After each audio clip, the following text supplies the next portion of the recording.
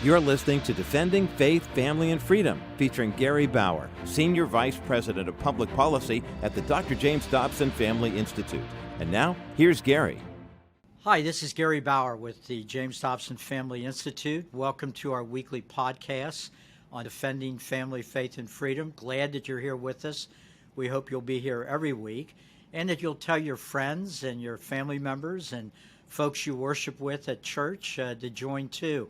Our goal here is to help empower you so that you know about things that are going on in Washington and in state capitals and in the popular culture that have an impact on our families, on our religious liberty, on our country, on our values, on the sanctity of life. There's so much going on. We're all aware of that, obviously. I thought today it might be useful for me to share with you a little bit about how God directed my life, starting many, many years ago, to get into this whole arena of being a Christian involved with trying to influence government and public policy, and how there might be some encouragement and lessons here for you. So we're going to get in the time machine a little bit, I guess, this morning, because we're going to go way back into the 60s when I was growing up in a Midwestern town called Newport, Kentucky. This is a city of about 30,000 right across the Ohio River from Cincinnati, Ohio. Newport was a blue-collar town, very working-class town. My father was a janitor and sometimes truck driver. We were the kind of family where, the bills would often outlast the paycheck. I can still remember seeing my mother and father sitting at the kitchen table, making little stacks of bills and little stacks of money, trying to match those two. It was a challenging way to grow up. In addition to that, my father had served in the 1st Marine Corps Division in World War II. He had seen unbelievable things. It had an impact on him the rest of his life. He struggled with alcoholism and other issues. So this was clearly not being born with a silver spoon in my mouth. I've always been able to identify with the challenges that many American families face even today.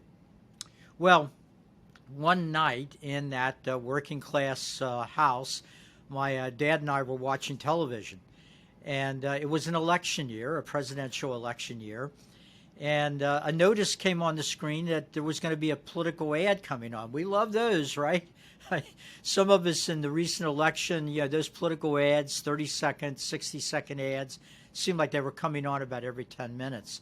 But this was different. This was a half-hour political ad. And it was bought by Barry Goldwater, who was the Republican nominee for president that year. Barry Goldwater was trailing in the polls, and he decided with the little money that he had left that maybe he could pull this election out if he could get a movie star to deliver a half-hour speech on his behalf on national television. So when this announcement was made, my father and I looked at each other. I wasn't very interested in politics. My dad certainly wasn't. And we were not happy campers. I mean, we were getting ready to watch one of our favorite shows. I think it might have been Father Knows Best or one of those old shows, which I still miss to these days. But my father groused about, I got to listen to this stuff again. And I nodded in agreement. And so we just sat there. I think he started reading his newspaper, and I just started daydreaming until the half hour was over. But in spite of myself, I started hearing some of the things that this movie actor was saying about America. And I got to tell you, it grabbed me as a kid in a working class neighborhood in this blue collar town. I thought probably someday if I could get through high school, maybe I'd get a job at the local steel mill or whatever, and I certainly didn't think much about government or any of those things. But this actor was talking about the world and about America's role in making the world a better place. He said, God has chosen America for a special task. The world, he said, cannot remain half slave and half free. He was referring to the Soviet Union and the Cold War that was already raging between godless communism and the United States. And the actor said, America wasn't able to remain half slave and half free. Either slavery or freedom would prevail, and a great civil war was fought in order that freedom would prevail. And he repeated, the world would have to choose freedom or slavery. And then he began to talk in more detail about America, about how we had this obligation, that we were a nation under God, that we were a nation built on the idea that liberty came from God. And so we had certain responsibilities as a powerful, rich country to try to bring freedom to other nations around the world. I can remember the excitement I was feeling even now, so many years, quite frankly, so many decades after that night in the living room, listening to a movie star talk about America. Now, what happened next surprised me as much as it surprised my father. To this day, I don't know why I said it, but at the end of the speech, I turned to my dad and I said, Dad, I don't think Barry Goldwater has a chance. I mean, I talked to all the kids at school, and they're all saying their parents are going to vote against him. So I think it's going to be a landslide. And by the way, Goldwater did lose by a landslide. But then I paused, and for reasons that are a mystery to me, I looked at my father and I said, Dad, this movie actor, what's his name, Reagan? Yeah, my father said, Ronald Reagan. I said, now, that guy, I bet he ends up being president of the United States someday. And if he is, Dad, I'm going to work for him in the White House. Well, as soon as I said it, I thought to myself, why would you say that to my father, whose nickname, by the way, was Spike? Spike Bauer did not suffer fools. And my father looked at me, not having ever read a James Dobson book about encouraging your children. And he said, Gary, you're nuts. Well, with that lack of encouragement, I remember going to bed that night and thinking, what would I have to do to work for a president of the United States, specifically this president, Ronald Reagan? And why in the world would I say that he was going to be president of the United States? Well, in the years that followed, I started making all kinds of decisions. I prayed a lot about God opening doors for me, if that was really something I was supposed to do, because I had concluded, the more I thought about it, that maybe God put that idea in my mind that I could work for a president and that president would be Ronald Reagan.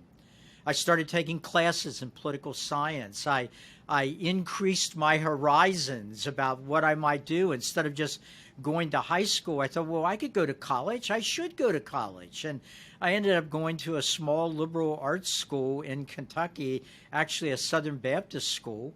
And then later, to the shock of my parents, I got a scholarship to Georgetown University Law School in Washington, D.C. Well, that's the city I should try to get to, right? And I applied thinking that maybe I could get in, and I surprised even myself by getting in. As the years went on, if Ronald Reagan was going to give a speech somewhere, I tried to figure out a way to weasel my way into the room. I volunteered for the local Republican Party, and I would encourage you. Dr. Dobson encourages all of us, whatever our party loyalties, as Christians, to volunteer for the party that we believe in, because as Christians, we have a chance of making that party better. So I volunteered for the Republican Party. In 1976, Ronald Reagan tried to get the Republican presidential nomination, and I was excited about that. but he failed barely. And by then he was already getting kind of old. And so I was crushed, really. I thought, gee, I really thought that I was supposed to work for a President Ronald Reagan, but it doesn't look like it's going to happen. Well, miraculously, Reagan decided 4 years later to run again. And this time he got the nomination. I banged on the door, literally and figuratively, of the Reagan campaign, trying to get a slot in that campaign. And I won't give you all the details. It would take a lot longer. But eventually that door opened, and they gave me a position in which I made, hold on now, $1 a week. That's right. I'm not exaggerating. I was on the payroll for $1 a week. That was the way they signaled that I wasn't just a volunteer. I was actually on the payroll. So my wife Carol and I, we already had one child. Another one was on the way. We spent down our savings in the hope that Ronald Reagan would win the presidency. That would be one thing that had to happen. And then after that, that somehow I, having a relatively low-level position in the campaign, would get a job that would be important enough that I could support my family. Well, Reagan did go on to win. And a couple of days after Inauguration Day, I was called and told to come into the old Executive Office building, which is that ornate building you may have seen in photos right next to the White House, to get an entry-level job in the Reagan administration. As you can imagine, I was beyond excited, because I saw in this not only the fulfillment of my dream, but it made that night in my home with my father in a blue-collar neighborhood, financially challenged. It made that dream, that goal I announced, seem like something that God's hand was in, and that doors actually were open. Well, in the years that followed, I was urged by my boss, a guy named Ed Meese, to start writing memos to the president about issues like school prayer, the sanctity of life, religious liberty, because nobody at the White House had been assigned those subjects, and Ronald Reagan felt very deeply about all of them. Well, I have to be honest with you. I mean, I had a lot of views, and I had views on those things, but that wasn't the major thing that motivated me. I was motivated by this great struggle against communism, and I wanted to have something to do with that. But here I am now being assigned these issues. So I started writing memos to the president. I did that for months, never got any response, which was a little depressing. And then one day I got a call from White House personnel, and they told me the president loved those memos. And they said that because I cared deeply about these issues, many of which were issues involving education, that he wanted to nominate me to be Deputy Undersecretary of Education in charge of a $14 billion budget. Now, do you think I could have ever planned that? It wouldn't even have been on my radar screen. Again, I felt like God was opening doors in ways that I couldn't possibly imagine. So I went to the Department of Education. My name was sent to the United States Senate. I was confirmed by the Senate. Later, I advanced to be the Undersecretary of Education, the number 2 person in the department, when a guy named Bill Bennett, who you probably recognize the name of, was Education Secretary. And then in the final 2 years of the Reagan presidency, because of some of the, quite frankly, aggressive stands I took in defense of the president, he asked me to come back to the White House to be head of the Office of Policy Development, no longer with an office in the old Executive Office building, but an office in the West Wing of the White House. This was the complete fulfillment of that dream I had had and shared with my incredulous father in Newport, Kentucky, so many years before. Well, as fate would have it, my mother and father, just a couple of years before my dad passed away, were able to come to Washington, D.C. and visit me in my office in the West Wing of the White House, just down the hallway from the Oval Office of the President of the United States. As we were in the office looking out the window at the White House grounds, I could sense my dad was staring at me, and I looked over at him and he said, "Gary, do you remember that night in our living room when you said that Reagan would end up being president and that you were going to work for him in the White House?" I said, "Well, vaguely, Dad. I didn't want to rub it in." And my father paused and he said, "What a country where Spike Bauer, the janitor's son, can end up working for the President of the United States." And I said, "Dad, what a God we serve, that your son could end up working for a president because God opened doors to make that happen." Now, my friends, most of us are never going to work for a president or work in the White House.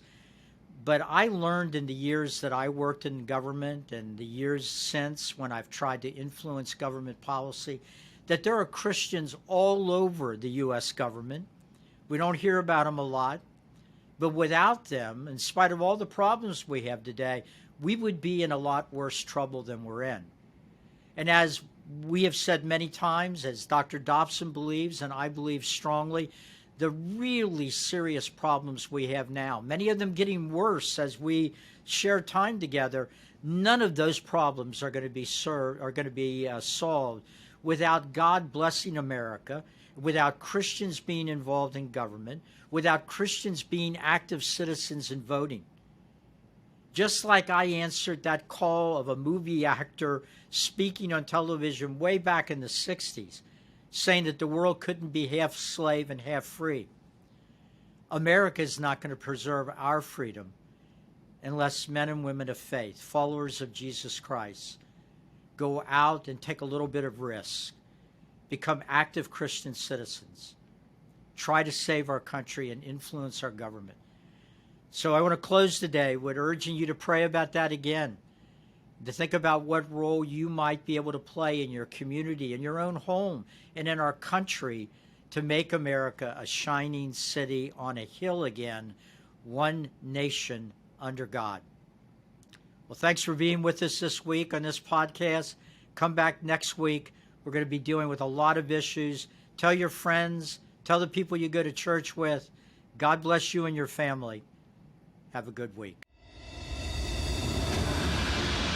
Subscribe to Gary Bauer's Defending Faith, Family, and Freedom, where you find your favorite podcasts. Just hit the subscribe button to ensure you receive every episode.